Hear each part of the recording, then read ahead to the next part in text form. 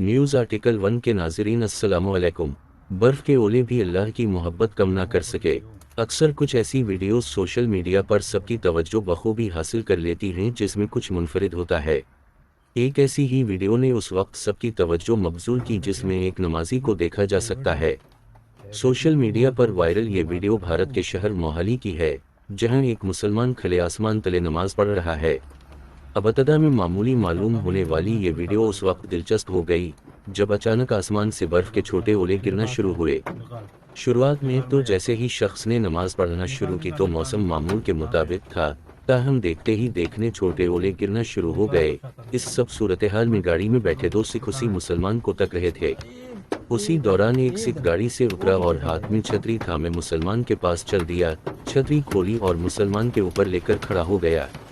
मुसलमान ने नमाज नहीं तोड़ी और पूरी मुकम्मल की। दूसरी जानिब सिख था, जिसने इंसानियत की खातिर खुद भी गया मगर मुसलमान को कुछ ना होने दिया। सोशल मीडिया पर इस वीडियो को पसंद किया जा रहा है, जबकि इस अमल की भी तारीफ की जा रही है।